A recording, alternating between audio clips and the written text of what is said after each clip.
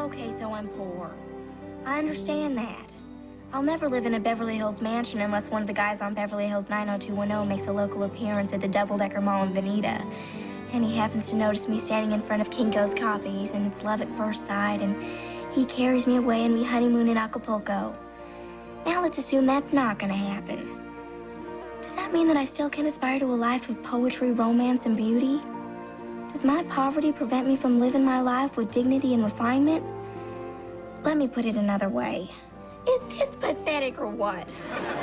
Yes, every year at this time, dignity and refinement are replaced by my mother's homemade jelly and pickled eggplant. For deep in the autumn is when the Torkelsons open our roadside stand. And now it's my shift. Pity me. Hello, Dorothy Jane. Hey, Mrs. Grandy. Pickled okra. Have you know your mother makes best pickled okra in Pyramid Corners? Well, I'll be sure to relay the compliment. Yeah, someday you're going to grow up and learn how to pickle okra, too. Gee, I can't wait. Is that sarcasm? No. I may be an older lady, but it's still no sarcasm when I hear it. I'm sorry, Mrs. Grandy. It was not my intention to be sarcastic. I'm merely unenthusiastic at the prospect of inheriting the mantle of okra pickler. Well, let me tell you something, young lady.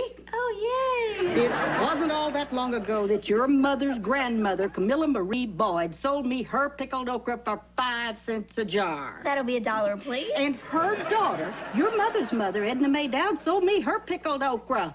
And pretty soon, your mother's going to be teaching you the very same recipe that's been handed down all these generations. Just give me $1. So you be proud of this roadside stand, young lady.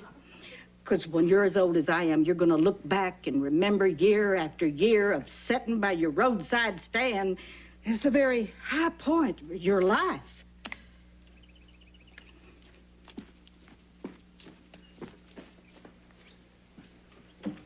Oh. People say God looks out for the working man. Sure hope he's looking out for me. These empty pockets need a helping hand. Kitchen tables full of family.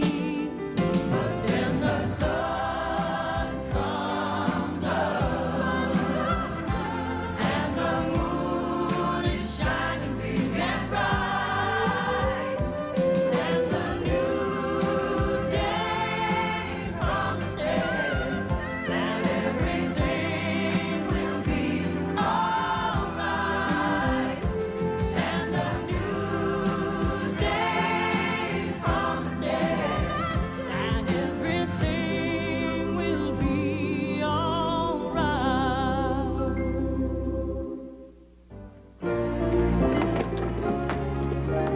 Mama, what do you get when you mix plum jam with blackberry jam? Mary Sue stained her dress. Oh, you heard this one before.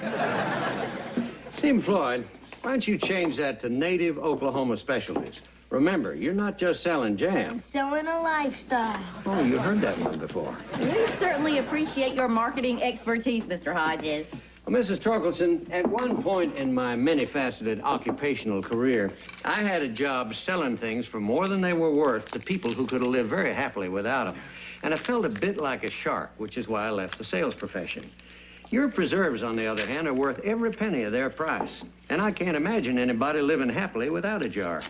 Well, hey, what with our festive new labels and signs out on the main road and all, we're doing better business than anybody else on the block. Right. How's this? Add last food stand for 50 miles and you're all set. Never said it wasn't a good shark. And your mother's grandmother, Camilla Marie Boyd, sat at a roadside stand, sold me her pickled okra for 5 cents a jar. $1. Dorothy Jane? Oh, hi, Sheriff Clinton. You want to buy some canned goods? No, thanks. I just dropped by to look at your license. Hey, Steve. Hey, Bobby. You guys are on a first-name basis? Oh, yeah. For years. What do you mean, license? Well, your vendor's license. You need one to sell homemade goods, you know. You do? Yep, you do. Oh, my God. I'm doing something illegal. This is impossible. I mean, I'm just not the type. Is my sister under arrest? Is she going to jail? No, not yet, but I will have to close down this stand till I see a license. Dorothy Jane, in trouble with the law.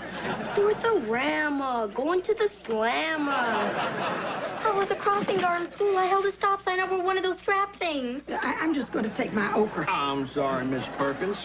You can't do it. This stand is shut down. But I've already paid for it. No refunds, no exchanges. All right, everybody. Let's go home. Dorothy Jane, where's your mother? Don't tell him. Don't rat on your fellow criminal. Give her time to escape. I'm not gonna rat on my own mother.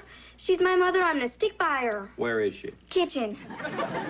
Stoolie. Dorothy Jane, Mama's gonna put you in the car and you're gonna be on the lam and run from the police, just like Angie Dickinson, Big Bad Mama. I'll die on the road. Let's just go find her, all right?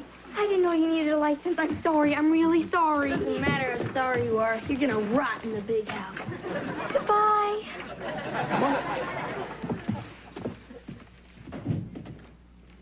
Hi, Millicent.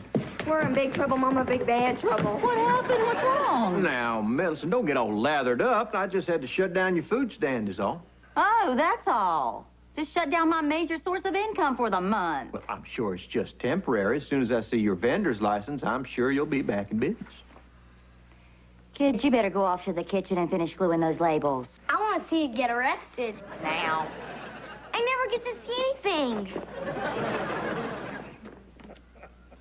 All right, Bobby, what's this really all about? It's about the law, Millicent. Oh, come on, Bobby. I knew you before you were the law. I knew you when you were a hall monitor at Will Rogers Junior High, and you used to give me little loitering in the hall tickets that said, "Would you go out with me?" on the back. You never did. So you're going to shut me down? Well, you're breaking the law. I've been breaking the law for the last 15 years, as well as my notorious family and every other family on this block for the last 3 generations. It's a Pyramid Corners tradition. Oh, you always were a talker. I would have to install a commercial kitchen to get a vendor's license. That's almost $5,000. I got my marching orders. From who? From the city council. Who on the city council? Now, Millicent, I can't tell you that. All right, who's on the city council? Fred Thayer, Julia Fisher, Berkey Miller. Wait a minute. Berkey Miller. He just got elected. And oh, he owns Berkey Second Save, the largest market in Pyramid Corners. Now, I don't suppose Berkey would be putting on the pressure to get rid of the local competition. You can suppose anything you like, Millicent. You closing down all the other family stands. I am doing the job I was elected to do. Once a hall monitor, always a hall monitor. Oh. Mommy, listen. Are we getting fingerprinted? Are we gonna be on America's Most Wanted? So what'd the sheriff do, Ma? Are we closed down or what? Everything's fine. Just a momentary blip on our sales chart is all. Oh, Miss Torkelson, I feel awful. I made you too successful. The shark in me came out. Stuff and nonsense. All that's going on here is small-town politics. Thank you, Mama. Thank you very much. This morning, I simply came from a charming family of eccentrics. This afternoon, I'm a felon. I'll be spending my formative years in the state penitentiary. Oh, come on, Dorothy Jane. A little prison will be good for you. Keep you out of the sun, meet new people, simplify your wardrobe. Well, at least one good thing's come out of this. Our food stand is shut down, and we can get on with our lives. Because the law is the law. And even you can't do anything about the law. Here we go.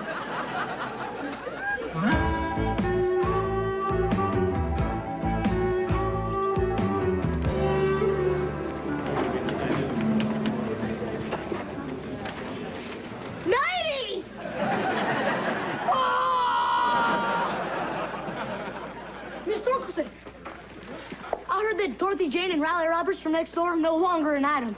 Is this true? Yes, Kirby. That puts me back in the running, right? Kirby, you're as much in the running as you ever were. I see this all the time. Women dump these great-looking, studly guys for me. I guess it's my intellect, or my smile, or that undefinable something that makes me Kirby Scroggins. That's it. Pumpkins! World-class pumpkin for sale!